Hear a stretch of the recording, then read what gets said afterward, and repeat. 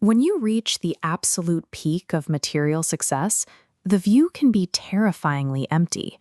You secure the mansion, the cars, the total comfort, only to find a massive psychological void waiting for you.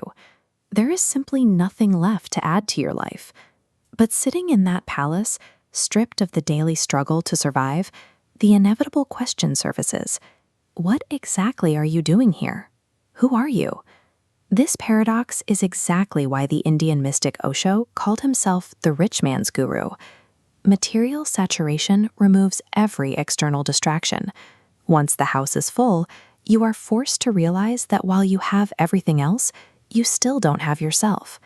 Because of this, a person living in deep poverty cannot logically prioritize the meaning of life. When your entire mental bandwidth is consumed by finding your next meal or securing medicine for your children, abstract philosophy simply does not compute. Inquiring into your own interiority requires massive amounts of time and energy.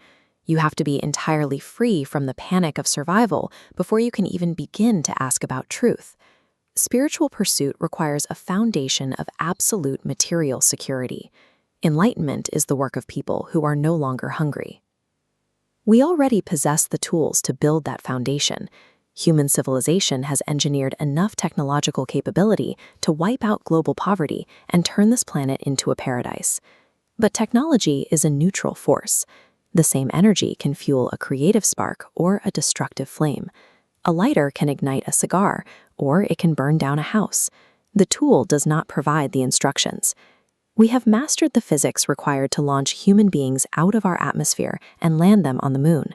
We pour billions of dollars into designing rovers to scrape the dust of uninhabitable planets like Mars. At the same time, we direct our most brilliant scientific minds to perfect massive engineered devastation. We dedicate our highest achievements to exploring the vacuum of space and building weapons of mass extinction. This obsession with the outer limits actively distracts global leadership from solving the suffering right here on Earth. Political leaders routinely express sympathy for the poor, yet they funnel the majority of national income directly into armies and nuclear stockpiles. To protect market prices, artificial scarcity is aggressively enforced. Governments and corporations have dumped thousands of tons of fresh food straight into the ocean. They execute this deliberate destruction of food while entire regions of the world endure severe, grinding famine. Meanwhile, religious institutions preach compassion, yet strictly oppose birth control, a stance that mathematically guarantees the growth of the exact poverty they claim to fight. Right now, human ingenuity is overwhelmingly trapped in the service of death. The immediate challenge for our species is consciously shifting those same energies into the service of life. Imagine if we actually did it. Picture a global utopia where every single physical need for every human being is permanently fulfilled. The immediate, logical consequence of that utopia would be profound boredom. Even extreme luxury has a limit. Osho used the example of accumulating 90 Rolls-Royces to illustrate how quickly physical goods lose their meaning. Eventually, you run out of things to buy. Solving global poverty is the only way to force humanity to move past its obsession with the physical world. When you have everything, you are finally cornered into looking at yourself. Once you have knocked on every external door and found them empty, you are left with only one remaining option: the door to your own interior. Meditation applies the mechanics of observation and experimentation to the mind itself. It follows the same path as a rigorous study.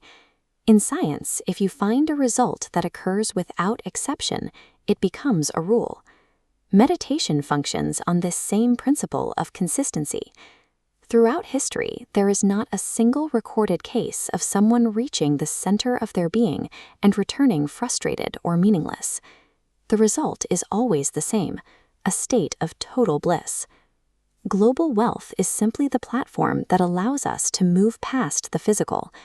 With the world solved, we can finally begin the work of discovering who we actually are.